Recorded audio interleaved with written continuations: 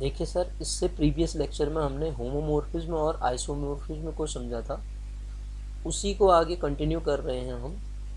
Theorem देखिए, इसमें theorem बताता हूँ मैं आपको। Every n dimensional vector space Vf is isomorphic to Vn(f)। हर n dimensional vector space isomorphic होगा Vn(f) के, मुझे प्रूव करना है। पहली बात तो मैं आपको आइसोमॉर्फिज्म के बारे में ज़रा सा समझाऊँ तो हमने कहाँ पढ़ा था, ग्रुप में ले जाता हूँ मैं आपको। देखिए, जी और जी डैश अगर कोई दो ग्रुप थे, ये एक मैपिंग ऐप आपकी होती थी। जी से जी डैश में जो मैपिंग ऐप होती थी, जी टू जी डैश में आइसोमॉर्फिज्म कहलाती थी। 1 1 ऑन टू और कंडीशन प्रिजर्व हो जाए। पहली कंडीशन क्या हो जाए, 1 1 ऑन टू हो, 1 1 हो।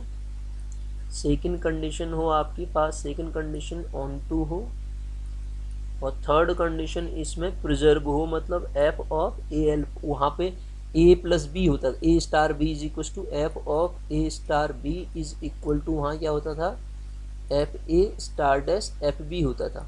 मैं ग्रुप की बात कर रहा हूँ, वहाँ ध्यान दीजिएगा। तो सर आइसोमॉर्फिज्म में हमने वहाँ क्या पढ़ा था, अगर कोई फाइनाइट साइक्लिक ग्रुप है। साइक्लिक ग्रुप किसे कहते थे, जरा सा मैं आपको वहाँ के भी एग्जाम्पल को समझाता हूँ। साइक्लिक ग्रुप किसे कहते थे, कोई भी ग्रुप जी साइक्लिक कहलाता था यदि उसके किसी एक एलिमेंट की पावर के फॉर्म में उसके एलिमेंट लिखे, सारे एलिमेंट को लिख देते थे आप। मतलब जी इज इक्वल टू आपके पास कैसा होता था, A power 0, A power 1, A power 2 up to N सॉन, ये साइक्लिक ग्रुप हो जाया करता था।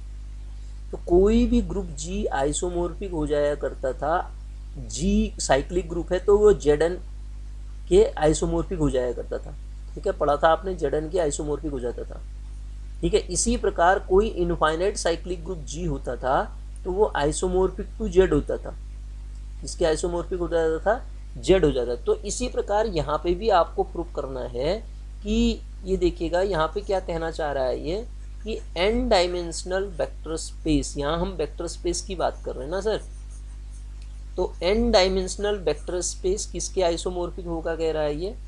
अगर हम n डायमेंशनल वेक्टर स्पेस लेते हैं तो वो हमें आइसोमॉर्फिक दिखाना है Vn(f) की। इसका मतलब यहाँ कोई V है, यहाँ कोई क्या है, V ओवर F है। इसमें अल्फा बीटा टाइप के एलिमेंट होंगे, और मैप जब आप करोगे तो यहाँ Vn(f) आएगा। सर V में यदि अल्फा है तो आप Vn(f) में n मतलब ऑर्डर एल, वो जो एलिमेंट होगा ऐसा होगा ना, A1, A2 up to N so on An type का होगा या नहीं होगा। तो यहाँ से यहाँ जब मैप हो रहा है तो जब आप मैपिंग लोगे ना इस तरीके की तो लोगे, F alpha is equal to A1, A2 up to N so on An type की तो लोगे, क्योंकि इसके अंदर ऐसे ही तो एलिमेंट होंगे राइट हैंड साइड में। तो आपको प्रूव करना है ये क्या है, आइसोमॉर्फिक है। तो दो स्पेस आपको आइसोमॉर्फिक प्रूव करने हैं। तो आइसोमॉर्फिज्म क्या होता है, 1 1 and onto mapping which preserve also is isomorphism. तो इसको मैं प्रूव कराता हूँ आपको, ध्यान से देखना, प्रूव करते हैं। ठीक है, तो जब मैं प्रूव करूँगा, कंसिडर कर लेता हूँ मैं, लेट एक सेट लिया मैंने alpha 1, alpha 2 up to N so on alpha n। ध्यान से समझिएगा, n डायमेंशनल कह रहा है ये, n डायमेंशनल, डायमेंशन n है, तो ये n एलिमेंट ले लिए। तो b बेसिस ऑफ, किसका बेसिस लूंगा मैं इसको, बेसिस ऑफ Vf। इसकी बेसिस है V over F, left hand side, वहां ध्यान दीजिएगा। तो आप एक थ्योरम जानते हैं, every element of vector space can be written as linear combination of element of its basis set. तो इसका मतलब for all alpha belongs to V such that alpha is equal to A1 alpha 1 plus A2 alpha 2 plus up to N so on plus An alpha n। ठीक है, An alpha n, जहाँ पे all AIs किसके element होते हैं, AIs belongs to F, और ये AIs unique होते हैं सर, हमने पढ़ रखा है। ठीक है, ध्यान दीजिएगा, पहली बेसिस की यही थ्योरम कराई थी मैंने आपको। नाउ लेट, अब वहाँ मैंने कहा कि एक एलिमेंट लूँगा, कैसा लूँगा, वहाँ एलिमेंट लिखा है ना, ऑर्डर्ड एन टपल का एलिमेंट है। कैसा एलिमेंट है, A1, A2, A3 up to N so on n tuple का एक मैंने वेक्टर उठाया, कहाँ से, VNF से, और एक मैपिंग डिफाइन करता हूँ F such that, let F such that कहाँ से, V से VNF में, और मैपिंग मैंने डिफाइन करी कैसे कि F अल्फा जब मैप हो रहा है तो जा किसके साथ रहा है, A1, A2, A3 up to N so on AN के साथ। तो सर एक बात समझिएगा यहाँ पे आप, ये जो मैंने लिखा है, ये जो वेक्टर लिखा है ना, F alpha is equal to, यहाँ पे लिख दिया मैंने A1, A2, A3, AN लिख दिया है। मैपिंग यहाँ डिफाइन करी आपने F सच दैट VNF से V से VNF में, क्या F अल्फा इस तरीके का होगा, बिल्कुल होगा। क्या ये जो मैपिंग आपने डिफाइन कर रखी वेल डिफाइन होगी, यस वेल डिफाइन होगी। कैसे होगी वेल डिफाइन, क्योंकि आपने जो ये मैपिंग ले रखी है, ये उसमें जो कांस्टेंट A1, A2, A3 लिए है ना, कर्सर ही खो जा रहा है इसका, इसमें जो आपने ये constant A1, scalar A1, A2, A3 ले रखे हैं, वो बेसिस के हैं और वो यूनिक हैं। सिंस यहाँ पे मैं बोलूँगा, since A1, A2 up to N so on AN are unique. Sir ये यूनिक कैसे हुए, क्योंकि हमने पढ़ा था कि प्रत्येक एलिमेंट को बेसिस के लीनियर कॉम्बिनेशन में जब आप लिख रहे होगे तो जो वो एक्सप्रेशन में वो स्केलर होते हैं वो यूनिक होते हैं। तो इसका मतलब अगर ये यूनिक हैं तो इसका कहने का मतलब जो हो जाएगा आपका, क्यों A1, A2, A3, AN unique हैं, कहाँ पे हैं लिए गए, ये वाले ना सर, ये यहाँ पे देखिए, ये यूनिक होते हैं, यहाँ से बोल रहा हूँ मैं, यूनिक होते हैं। तो इसका मतलब ये हो जाएगा जो आपने F अल्फा डिफाइन कर रखा है, this implies F alpha is unique element of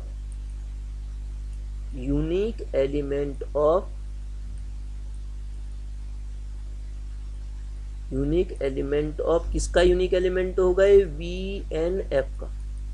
किसका एलिमेंट होगा, VNF का यूनिक एलिमेंट होगा। आपने जो मैपिंग डिफाइन कर रखी है वेल डिफाइन हो जाएगी, this implies mapping is well defined, map is well defined.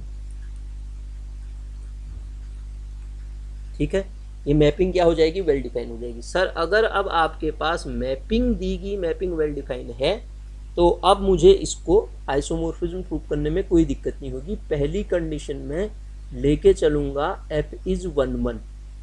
पहले केस में हम क्या लेके चलेंगे, F को 1, 1। F is 1, 1, 1, 1। F को मैं 1, 1 दिखाना चाह रहा हूँ, ठीक है। F is 1, 1। तो for this,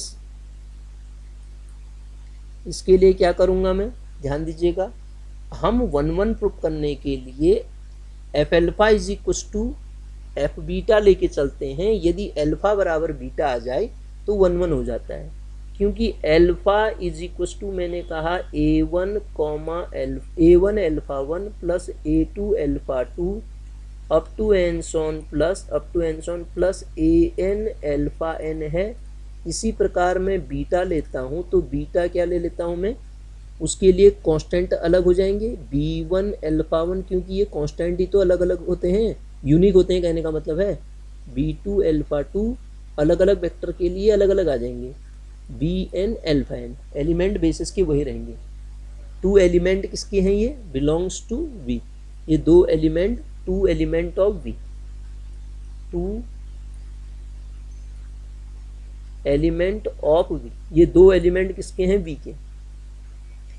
now such that F alpha बराबर F बीटा लेता हूं मैं, F अल्फा बराबर एफ बीटा लेके चलता हूँ। तो एफ अल्फा बराबर एफ बीटा कहने का मतलब F of A1 alpha 1 plus A2 alpha 2 plus up to N so on plus AN alpha n is equal to F of B1 alpha 1 plus B2 alpha 2 plus dot dot BN alpha n।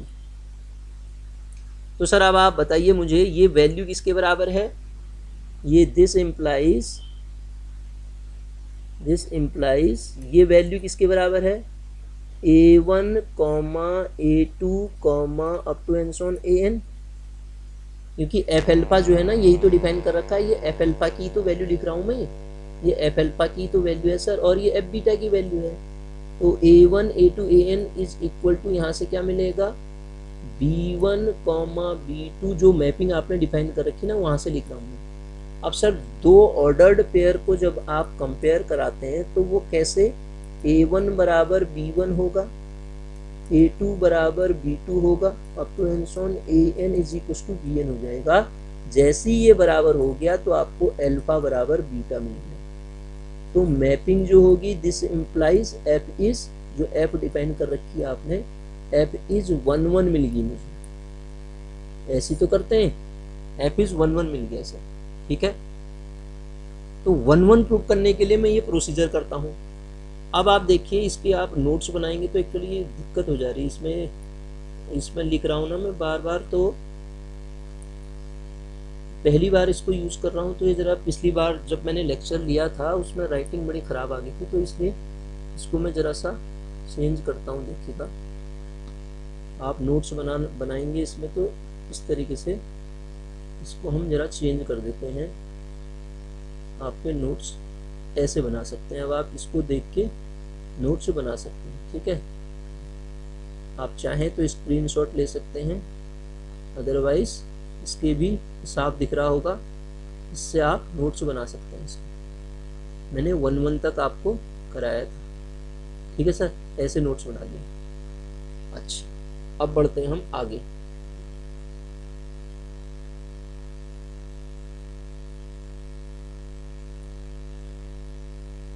ठीक, देखिए ये तो मैंने 1 1 proof किया। अब आगे की condition अगर मैं प्रूफ कराऊं इसमें आपको,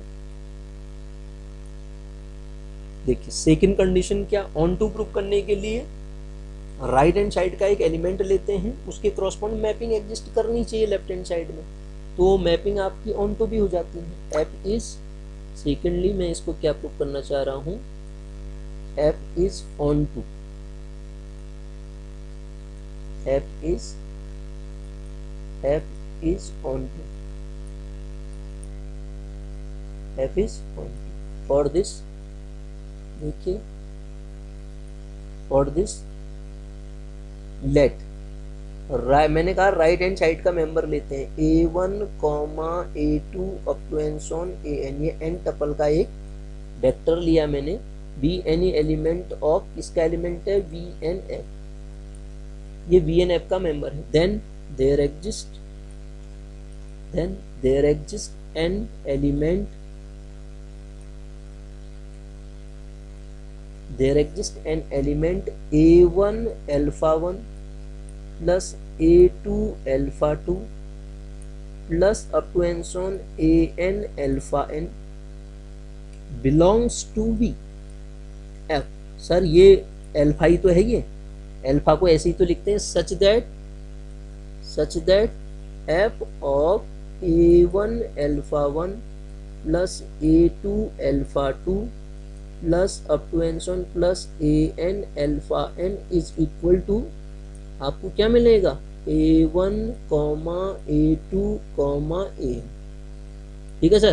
तो इसका मतलब F इज देयरफॉर, यही तो ऑन टू होने की कंडीशन होती है, F is onto, F मेरे पास ऑन टू भी बन गया, ठीक सर।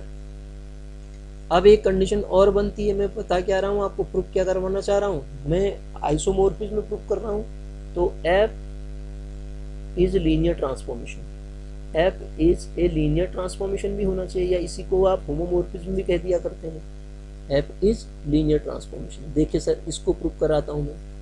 तो इसको प्रूव करने के लिए ए कॉमा बी में कोई फील्ड से एलिमेंट उठाता हूँ और अल्फा कॉमा बीटा में उठाता हूँ कहाँ से, बी ओवर एफ से। तो F of a alpha plus b beta is equal to F of, ध्यान से देखना इस प्रॉपर्टी को, ए अल्फा कैसा है, a1 alpha 1 plus a2 alpha 2 plus up to and so on plus an alpha n plus b of beta b1 alpha 1 plus b2 alpha 2 plus up to and so on bn alpha n।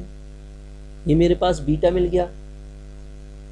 This is equal to F of, इसको आप कैसे लिख सकते हैं, a1 plus b1 of alpha 1 plus a2 plus b2 of alpha 2 plus up to and so on an plus bbn of alpha n। ठीक है, ऐसे लिखेंगे। अब आप देखिए अगर ऐसा है, ये देखिए इसको, ये मैप किसके साथ हो रहा है, यहाँ देखिए a1 a2 a3 an, तो यहाँ पे कांस्टेंट क्या है, ये है नहीं, तो किसके साथ मैप हो जाएगा, a1 plus b1 comma comma, इस पूरे को ऐसे लिख सकता हूँ, कॉमा बताइए a2 plus b2 up to and so on कहाँ तक जाएगा, an प्लस bbn तक जाएगा। तो सर अब इसको आप फिर अगेन क्या करें, a1 a कॉमन लेके a1 comma a2 comma an तरीके से लिख सकते हैं, प्लस ऑर्डर्ड पेयर को जैसे जोड़ते हैं b1 comma b2 up to and so on bn लिख सकते हैं, इसको जोड़ोगे यही तो मिलेगा। तो अब क्या मिला बताइएगा, a ऑफ ये मिल गया आपको f अल्फा ही तो है ये, plus b of f beta. Alpha मतलब इसकी जगह पे आप ये लिखेंगे a1 अल्फा 1, इसकी जगह पे आप क्या लिखेंगे, f of a1 alpha 1 plus a2 alpha 2 an alpha n, इसकी जगह पे b1 अल्फा 2, वो अल्फा बीटा ही तो है ना। तो इस तरीके से ये क्या हो गया, लीनियर ट्रांसफॉर्मेशन। दिस इम्प्लाइज, ये f ऑफ मुझे क्या मिला, f of a alpha plus b beta जो मिला मुझे, वो a f alpha plus b f beta मिल गया। तो इसका मतलब f is linear transformation. Linear transformation भी हो गया, तीनों कंडीशनों को फॉलो कर रहा है। तो f जो मैपिंग आपने vf से vnf में डिफाइन करी थी इज एन आइसोमोर्फिज्म। आइसोमोर्फिज्म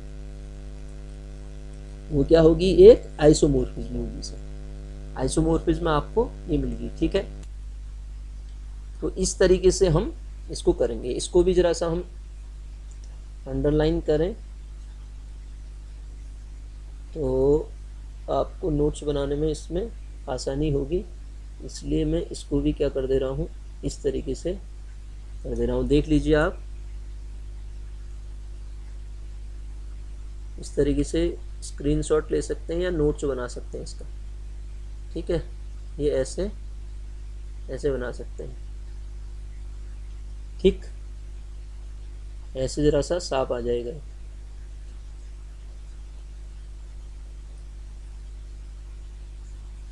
ठीक है, ये था। अब बढ़ते हैं जरा सा और आगे। अब ये पढ़ते हैं क्वेश्चन, इसी पे बेस्ड क्वेश्चन भी है सर ये, ठीक है। क्वेश्चन क्या कह रहा है पहले इसको समझते हैं जरा सा। ये कहना चाह रहा है हमसे, V F be a vector space of all complex number a plus b i. V F कोई वेक्टर स्पेस है, सारे कॉम्प्लेक्स नंबर जो कि a plus b i type के हैं, over the field of real R and T be a mapping from VR to V2R defined by ऐसा, then show that T is an isomorphism। T को मुझे isomorphism prove करना है। अभी मैंने आपको बताया था, जस्ट अभी बता के आ रहा हूँ कि आपके पास कोई मैपिंग है V एफ से वी एन एफ में, तो वो एक आइसोमोर्फिज्म होती है वो मैपिंग। अभी तो प्रूव किया था, यहाँ भी तो ऐसा ही कुछ हो रहा है। देखिए ये कहाँ से कहाँ मैपिंग दे रहा है। वी आर कोई वेक्टर स्पेस है, वी ओवर आर कोई वेक्टर स्पेस है। यहाँ से मैपिंग कहाँ कर रखी है, वी टू पे, वी टू आर पे, जहाँ पे V set of complex number है। तो एक मैपिंग इस तरीके की है, या इसको और करके आप और अच्छे तरीके से लिखना चाहें तो कैसे लिखेंगे, एफ जो मैपिंग है सी ओवर एफ है, सी कॉम्प्लेक्स नंबर का सेट दिया ना, सी ओवर एफ से वी टू आर में है, तो वो एक आइसोमोर्फिज्म होगी, आपको दिखाना है। तो उसी को जैसे मैंने प्रूव कराया था वैसे ही इस क्वेश्चन को भी हम करेंगे। हम ले लेते हैं ये जो यहाँ तो मैपिंग डिफाइन ही कर रखी है इसने, सिंस टी ऑफ, ये जो मैपिंग है ये कैसे डिफाइन कर रखी है, एलिमेंट कैसे मैप हो रहा है, ए प्लस आई बीटा, मतलब एल्फा जो जहाँ कहाँ जा रहा है, ऑर्डर्ड पेयर अभी तो पढ़ा था ए कॉमा बी पे, वहाँ क्या लिया था हमने, एन टपल का लिया था, तो एन टपल का हो गया। तो t इज 1 1, पहला कंडीशन हम प्रूव करते हैं, t इज 1 1। जब सर आप t को 1 1 दिखाने की कोशिश करोगे तो 1 1 दिखाने के लिए आप एल्फा एक एलिमेंट लेके चलो a प्लस बी आई, और बीटा दूसरा एलिमेंट लेके चलो c प्लस डी आई। ठीक है, टू मेंबर जहां पे ये a comma b comma c comma d सारे फील्ड के होंगे, और फील्ड कैसा दे रखा है, रियल नंबर का दे रखा है आपको। 1 1 प्रूव करने के लिए मैंने कहा था T alpha is equal to हम लेंगे टी बीटा। इसका मतलब टी एल्फा मतलब ये देखिए, यहां से टी एल्फा यहां से लीजिए, एल्फा मतलब क्या हो जाएगा, ए कॉमा बी, और टी बीटा मीन्स सी कॉमा डी। और सर आप जब दो ऑर्डर्ड पेयर को इक्वल कराते हैं, कंपेयर कराते हैं, तो ए बराबर सी मिलेगा, यहाँ पे बी बराबर डी मिलेगा, हाँ या ना। क्योंकि मैंने ये मैपिंग इसलिए लिखी ना, टी ऑफ मुझे दिया गया है एल्फा बराबर ए कॉमा बी, क्योंकि टी मैंने क्या ले रखा है, एल्फा मैंने क्या ले रखा है, ए प्लस बी आई, तो ये a plus b i a comma b पे जा रहा है दी गई मैपिंग के अकॉर्डिंग, इसलिए यहाँ से ये बराबर मिल गया मुझे, तो कह दूंगा मैं एल्फा जो मिला मुझे वो बीटा के बराबर मिल गया, एल्फा जो मिला बीटा के बराबर मिल गया। ये तो हो गया 1 1 कंडीशन। अब हम ऑन टू के लिए क्या लिखेंगे सर, ऑन टू के लिए जैसे मैंने लिखा था वहाँ पे t is onto, same language जहाँ पे मैंने प्रूव करते समय लिखाया था, let a comma b belongs to V to R, इसके लिए वी टू आर का कोई मेंबर है ना, तो इसके लिए क्या होगा, then there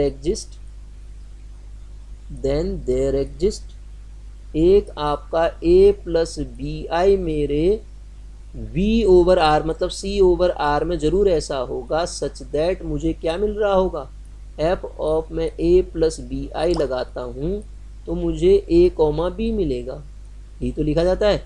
this implies t is onto, t मेरे पास ऑन टू भी हो जाएगा। अब बात करते हैं t लीनियर ट्रांसफॉर्मेशन भी होगा, linear transformation, t is a linear transformation.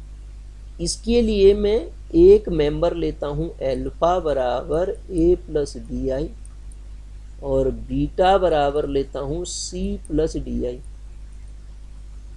ठीक, दो मेंबर लिए, तो वहाँ पे कांस्टेंट भी लेने पड़ेंगे, उन कांस्टेंट को k1 कॉमा k2 ले लेता हूँ, क्योंकि a कॉमा बी यहाँ यूज कर रखे हैं, इसलिए k1 कॉमा k2 ले लेता हूँ, सच दैट अगर मैं k1 alpha plus k2 beta लिखता हूँ, तो k1 alpha plus k2 beta मतलब k1 of alpha a plus b i plus k2 of beta c plus d आई।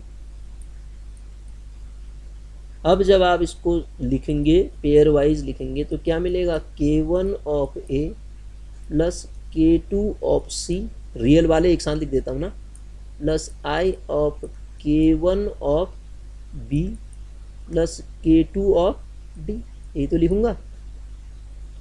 तो सर वेक्टर स्पेस की डेफिनेशन का यूज करके मैं इसको कैसे लिख सकता हूँ, K1A कॉमा K1A कॉमा, कैसे लिखूंगा इसको मैं, K1A कॉमा,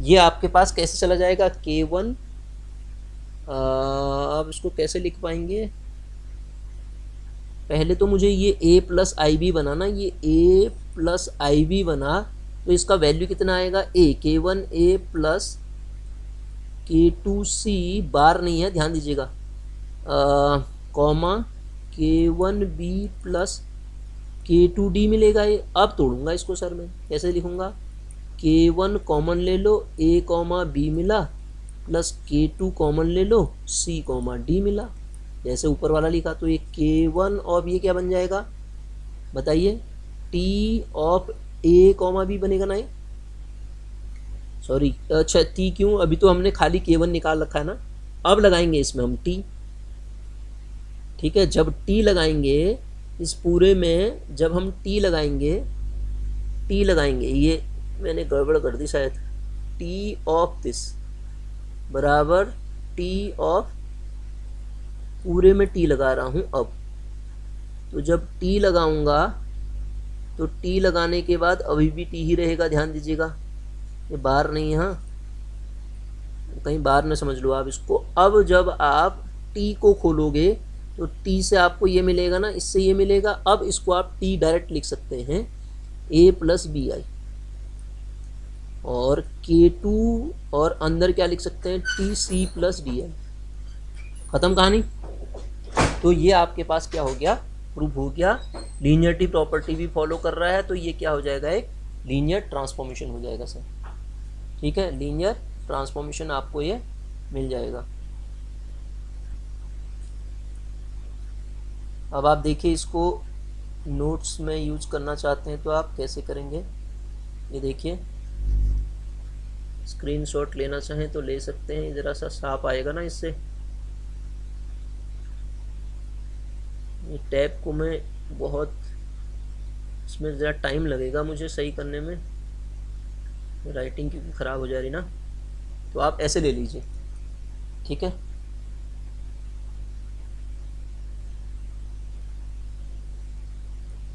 अब आते हैं हम अगले क्वेश्चन पे sir.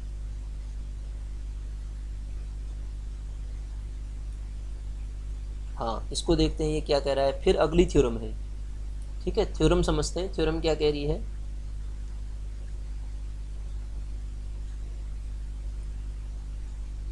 if Vf is a finite dimensional vector space and F is an isomorphism of V into V, Vf कोई फाइनाइट डायमेंशनल वेक्टर स्पेस है, F आइसोमोर्फिज्म है V से V में, then prove that F must map V onto V, F जो है V onto V map दिखाएगा, ये मुझे प्रूव करना है। गिवन क्या है पहले वो देखिए, और जो प्रूव करना है उसको देखिए, उसको लेके आप प्रूव कर दीजिए इसको। हमें क्या दिया है, V कोई फाइनाइट डायमेंशनल वेक्टर स्पेस है। फाइनाइट डायमेंशनल वेक्टर स्पेस के बारे में हम इतना जानते हैं कि इसका कोई फाइनाइट सबसेट आपके V को जरूर जनरेट कर रहा होगा, ठीक है। फाइनाइट डायमेंशन का मतलब ये होता है। क्या इनफाइनाइट डायमेंशनल वेक्टर स्पेस भी होता है, आप कहेंगे यस होता है।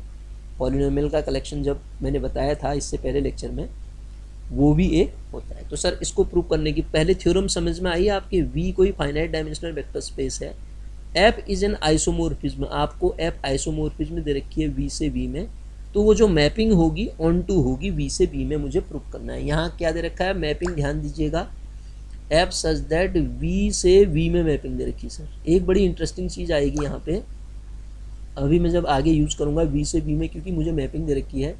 अगर मैं इसकी कोई बेसिस लेता हूँ तो उसमें number of element finite dimensional है ना, there exist a basis for every finite dimensional vector space. हर फाइनाइट डायमेंशनल वेक्टर स्पेस की एक ना एक बेसिस होती है। अगर ये फाइनाइट डायमेंशनल है तो यहाँ भी तो यही है, ये भी तो फाइनाइट डायमेंशनल ही होगा। लेकिन वहाँ टाइप की बेसिस कैसी होती है sir, F alpha 1 comma F alpha 2 dot F alpha n। Sir एक बात ध्यान दो, आगे यूज करूँगा मैं। हम जानते हैं प्रत्येक मेंबर V का उसके बेसिस का लीनियर कॉम्बिनेशन होता है। तो V में इस टाइप के एलिमेंट भी हैं, V में ही इस टाइप के एलिमेंट भी मिल रहे हैं। तो एलिमेंट के लीनियर कॉम्बिनेशन में मैं एलिमेंट को इनका भी लीनियर कॉम्बिनेशन लिख सकता हूँ, इनका भी लिख सकता हूँ, क्योंकि दोनों तो वो V के ही मेंबर है ना। तो इस चीज़ को मैं जो बोल रहा हूँ आपसे, इसका यूज करूँगा अभी, ठीक है। यही चीज़ का मैं यूज करूँगा नीचे कि एलिमेंट वो दोनों V की ही बेसिस है।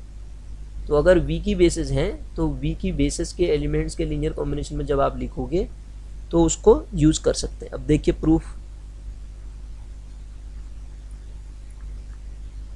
जब इसकी प्रूफ की बात करते हैं, लेट कंसिडर कर लेते हैं VF, let VF be a finite dimensional vector space. VF is a finite dimensional vector space, ठीक है, ऑफ डायमेंशन n ले लेता हूँ। इस बात को आप समझिएगा, ऑफ डायमेंशन ऑफ V बराबर n, डायमेंशन V बराबर n। इस बात को आपको ध्यान देना है। हर फाइनाइट डायमेंशनल वेक्टर स्पेस की एक बेसिस होगी, तो बेसिस होगी तो उसकी डायमेंशन आपकी फाइनाइट होगी, मैंने n मान ली हुई,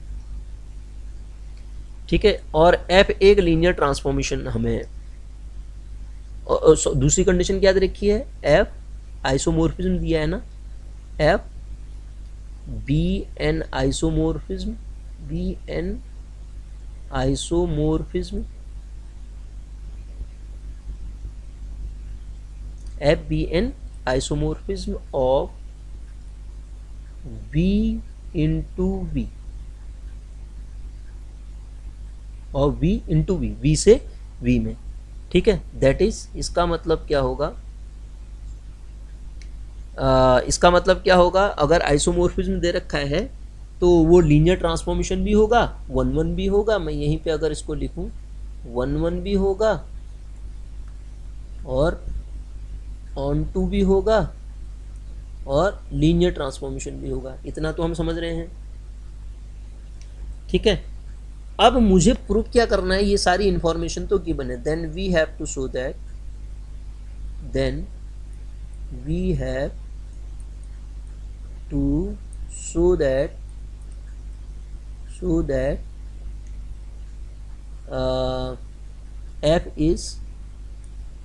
F is on to, मुझे F को ऑन टू प्रूफ करना पड़ेगा ना, onto V, onto मतलब कोडोमेन और रेंज इक्वल एक जैसी हो जाए। सर ध्यान दीजिए, डायमेंशन n है तो क्या मैं कोई सेट S बराबर ऐसा लेता हूँ alpha 1, alpha 2 up to and so on alpha n, ये B बेसिस ऑफ B ले सकता हूँ सर, बिल्कुल ले सकता हूँ, क्योंकि मैं डायमेंशन ऊपर उसकी n माने हुआ हूँ। Then we have to prove that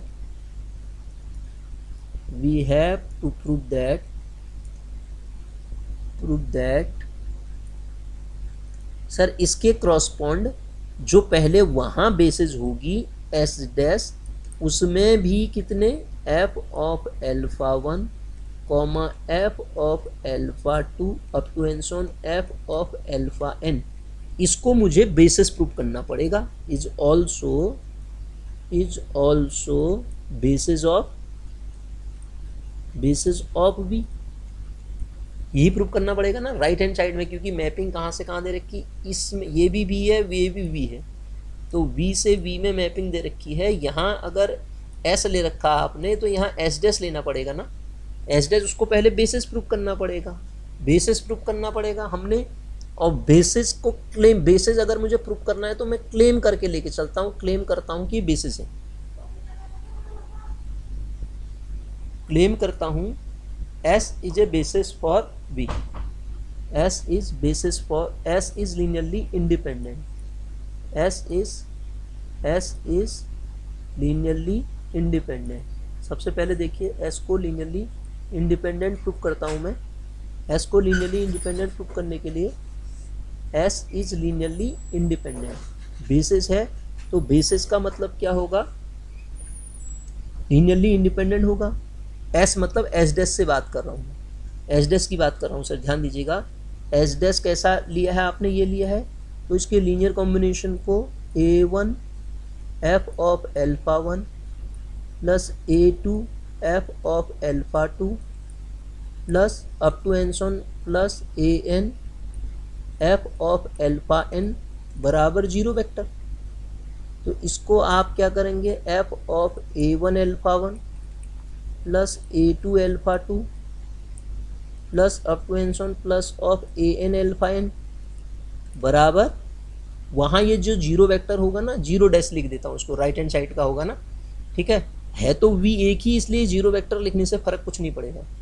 ये क्यों, ये कैसे लिख दिया मैंने, क्योंकि मुझे मैपिंग क्या दे रखी है, f आइसोमोर्फिज्म गिवन है, f is isomorphism, f is isomorphism.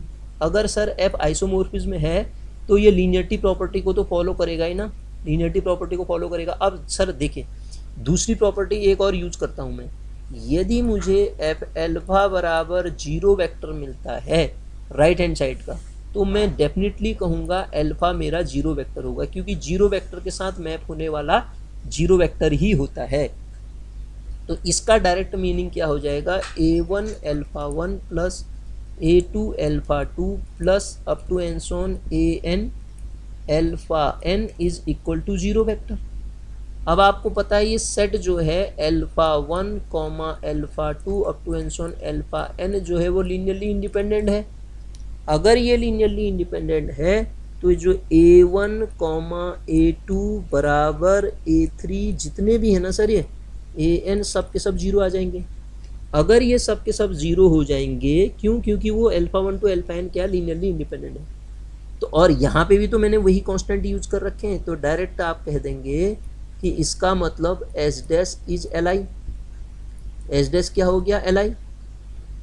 और इससे पहले लेक्चर में सर मैंने आपको एक थ्योरम कराई थी, अगर किसी भी स्पेस में n एलिमेंट हैं, मतलब डायमेंशन n है, उसका कोई सेट ऐसा आप जिसमें n एलिमेंट लेके उसको लीनियरली इंडिपेंडेंट प्रूव कर देते हैं, तो आपको LS बराबर V प्रूव करने की ज़रूरत नहीं है। ये थ्योरम मैंने प्रूव आपको करा रखी है। तो LS बराबर V तो ऑलरेडी इसमें हो जाएगा।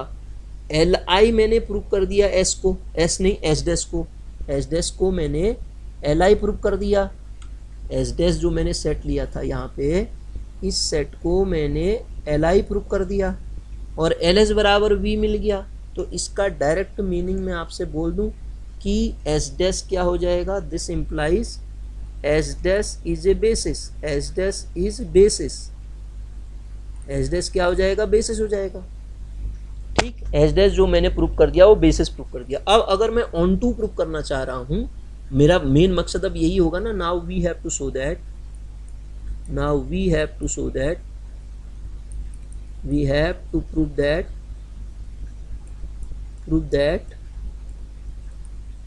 ये जो मैपिंग है ना, F is on to V, on to mapping होगी। तो उसके लिए ऑन टू प्रूव करने के लिए एक एल्फा मेंबर लो आप, ठीक है, alpha any element of V, alpha V का एलिमेंट लिया, सच दैट एल्फा को आप जान रहे हैं C1 f of alpha 1 plus C2 f of alpha 2 up to N so on plus CN f of alpha n लिख सकते हैं। क्यों नहीं लिख सकते हैं, क्योंकि इसको अभी आपको S डैश को आपने लीनियरली इंडिपेंडेंट प्रूव कर रखा है, दोनों स्पेस V ही हैं, इस साइड भी उस साइड भी क्या है, V ही है। तो V का प्रत्येक मेंबर उसके बेसिस का लीनियर कॉम्बिनेशन होता है। तो एल्फा इज इक्वल टू, क्योंकि मैपिंग आइसोमोर्फिज्म दे रखी है तो मैं आइसोमोर्फिज्म की कंडीशन लगा के इसको अंदर भी ले जा सकता हूँ, C2 alpha 2 plus up to N so on plus of CN alpha n, इस तरीके से भी लगा सकता हूँ। तो इसका मतलब F ऑफ एल्फा, एल्फा को मैप करने का मतलब इसका मीनिंग क्या हुआ, C1 alpha 1 plus C2 alpha 2 plus up to N so on plus CN alpha n। आपको V के अंदर एक ऐसा मेंबर मिल गया, V का ही मेंबर है ना, ये V का ही तो मेंबर है, एंड उसकी F इमेज क्या है, ये भी तो एल्फा ही के, एल्फा ये भी तो एक मेंबर V का ही है ना, वी का मेंबर है ना, बिल्कुल वी का मेंबर है। एंड एफ इमेज वी का क्या मेंबर है, ये भी तो एल्फा ही है। एफ इमेज एफ एल्फा के साथ ही तो मैप हो रहा है। एफ वाई बराबर वाई मिल जाता था तो आप कह देते थे कि वो मैपिंग क्या हो जाती है, या आप इसको वाई बराबर तब क्या कह देते थे, एफ इनवर्स ऑफ वाई ना, तो उसी को तो आप ऑन टू मैपिंग कहते थे। ऑन टू प्रूफ करने के लिए यही तो किया जाता था। F image of element is alpha, F image उसकी एल्फा होगी। This implies mapping is onto, ये मैपिंग क्या होगी, ऑन टू होगी। यही तो मुझे प्रूफ करना था, दी गई मैपिंग आपकी क्या आ जाएगी, ऑन टू हो जाएगी, यही मुझे प्रूफ करना था। ठीक है, तो इस तरीके से आप इसको भी प्रूफ कर लेंगे। देखिए अब इसको आप इसको एक मिनट,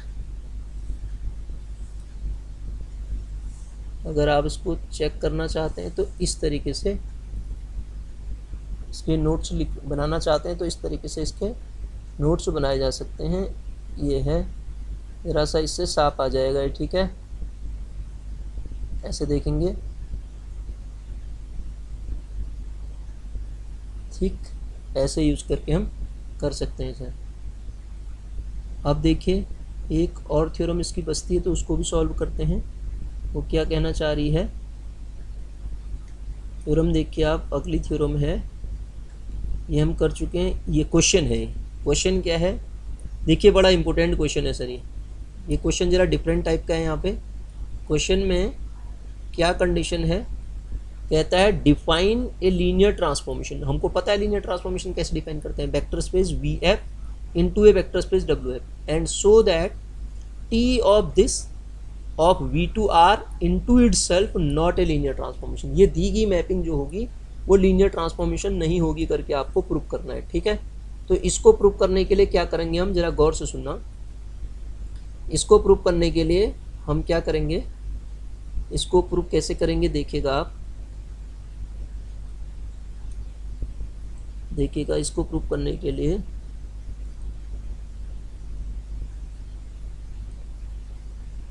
देखिए, अब एक चीज़ पहले तो डिफाइन करना है लीनियर ट्रांसफॉर्मेशन।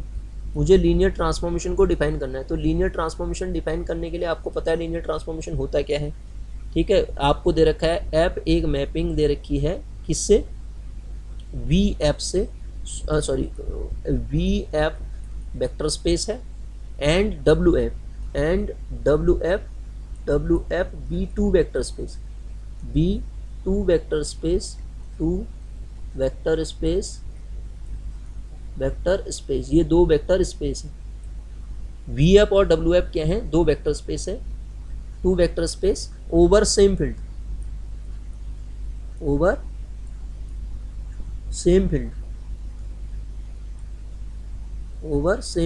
ठीक है, एक ही फील्ड में ओवर सेम फील्ड एक ही होगा। देन ए मैपिंग कैसे हम टी एक मैपिंग डिफाइन करते हैं V से W में, लीनियर ट्रांसफॉर्मेशन डिफाइन करो कह रहा था ना, is called linear transformation. Is linear transformation कब होता है लीनियर ट्रांसफॉर्मेशन, टी ऑफ, जब मेरे पास a alpha plus b beta को मैं कैसे लिख दूं, a T alpha plus b T beta तरीके से, a T alpha plus b T beta लिख पाऊंगा तो ये लीनियर ट्रांसफॉर्मेशन की डेफिनेशन यही तो होती है। तो पहले वो लीनियर ट्रांसफॉर्मेशन ही डिफाइन करो कह रहा था हमसे, हमने डिफाइन कर दिया। अब दूसरे पार्ट के लिए हमें मैपिंग दे रखी है टी सच दैट, कहाँ से, V2R से V2R में डिफाइन करके दे रखी है, V2R से V2R में डिफाइन करके कैसे दे रखी है मुझे देखिएगा, T such that A, B जब मैप हो रहे हैं तो वो जा रहे हैं आपके पास A+2, B+3। सर एक चीज़ मैं आपको बता दूं, इसको ध्यान रख लीजिए, राइट हैंड साइड में जब भी आपको मैपिंग के अंदर कोई एक कांस्टेंट जुड़ा हुआ मिलेगा तो वो कभी भी लीनियर ट्रांसफॉर्मेशन नहीं होगा। जैसा कि यहाँ पे कांस्टेंट दोनों में जोड़ दिए गए हैं, किसी एक में भी जोड़ दिया जाए ना तब भी लीनियर ट्रांसफॉर्मेशन नहीं होता है। तो मैं इसको, अगर ये थ्योरम फेल होती है तो मुझे एक एग्जाम्पल से ही कराना पड़ेगा। एग्जाम्पल लूँगा, उससे दिखा दूंगा मैंने एल्फा बराबर ले लिया 1,2 और मैंने बीटा बराबर ले लिया बीटा कुछ भी ले लो, 1,3 ले लो, ठीक है। यहाँ पे ए और बी को भी डिफाइन करता हूँ, ए बराबर 1 ले लेता हूँ, बी भी क्या ले लेता हूँ, 1 ले लेता हूँ, कैलकुलेशन ज़रा आसान हो जाएगी, ठीक है। ये फील्ड आर के मेंबर है। अब आप देखिए सर, सबसे पहले मैं निकालता हूँ T of a alpha plus b beta का मान, मतलब टी ऑफ ए एल्फा कितना है, एल्फा कितना है 1,2 प्लस बी ऑफ बीटा कितना है 1,3।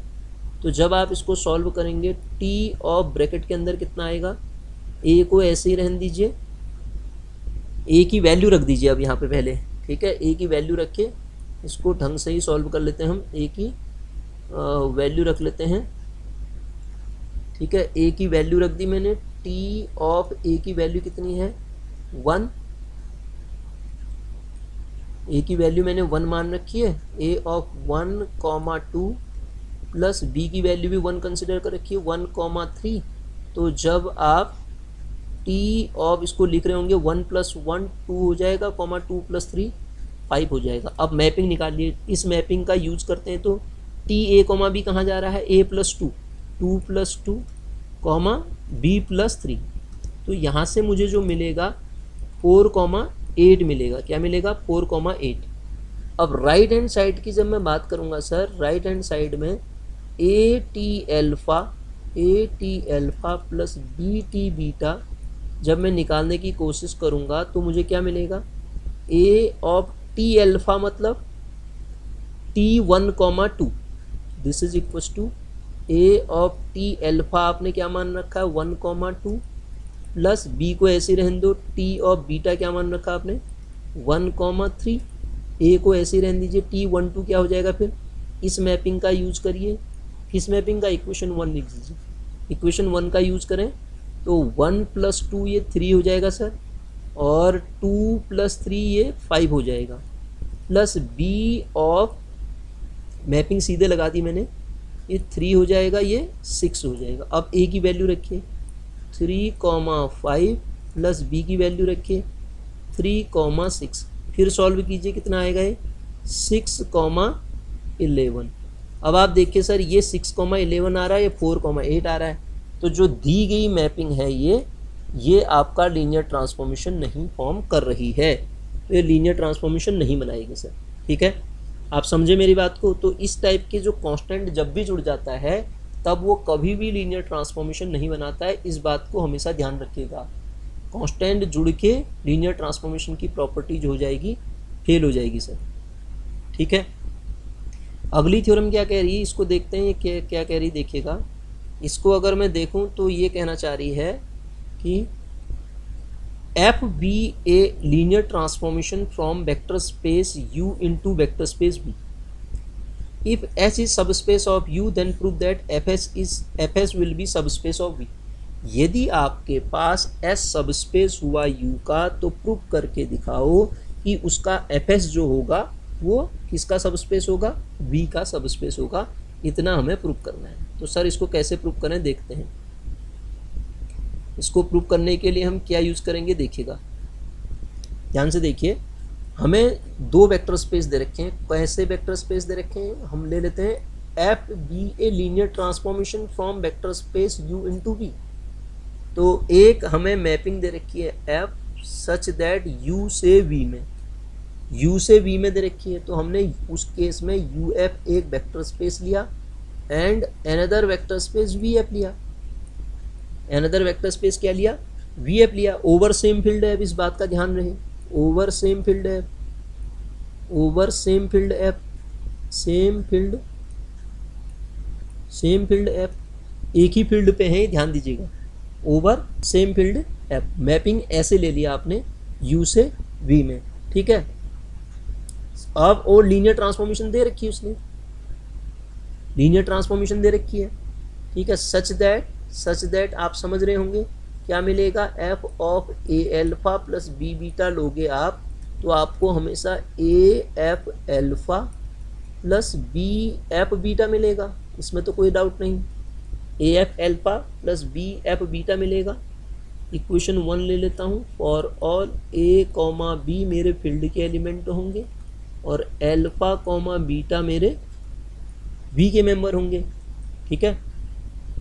अब अगर मुझे दिया है S is subspace of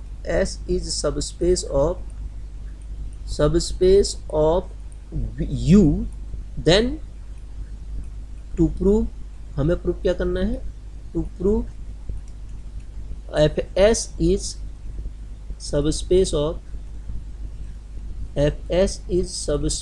of किसका सबस्पेस होगा, Fs is subspace of V, Fs जो होगा V का सबस्पेस होगा।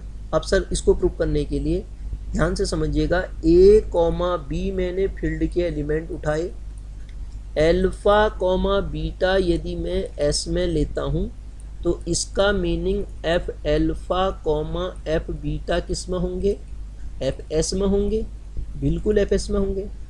और ऑल अल्फा बीटा S के मेंबर जब आप लोगे तो ये मिलेगा। अब आप देखें, मुझे इतना पता है, सिंस S इज सबस्पेस,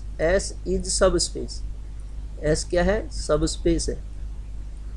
ध्यान से समझिएगा सर, S इज सबस्पेस। अगर S सबस्पेस है तो इसका मीनिंग ये होगा, for all alpha comma beta belongs to S implies A alpha plus B beta belongs to S। हाँ या ना, सबस्पेस की डेफिनेशन यही होती है। ठीक है, तो अगर ऐसा है तो इसकी F इमेज ले लोगे, F A alpha plus B beta, तो ये किस में बिलोंग कर जाएगा, Fs में, इसमें बिलोंग कर जाएगा Fs में। अब इसी को सर मैं A अल्फा प्लस बीटा को A of F alpha plus B of F beta लिख सकता हूँ, हाँ या ना, ये किस में बिलोंग कर जाएगा, Fs में। और यही तो मेरी कंडीशन होती है सबस्पेस होने के लिए, सबस्पेस होने की यही तो कंडीशन होती है।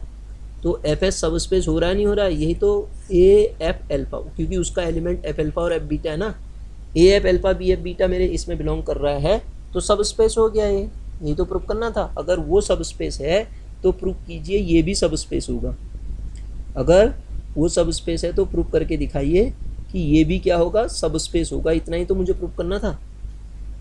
ठीक है, तो इसका मतलब ये भी क्या बनाएगा, एक सबस्पेस को फॉर्म कर रहा होगा। ठीक, तो अगर आप इसको ज़रा सा और ढंग से देखना चाहते हैं तो ये बना देते हैं, तो इस तरीके से ये थ्योरम भी मेरी प्रूव हो जाएगी। ठीक है सर, तो इतना देखिए। अब हमने ये वेक्टर स्पेस में 2 टॉपिक बचे हैं, क्वेसेंट स्पेस और डायरेक्ट सम, और मैंने इस पर लगभग आपको करा दिया है।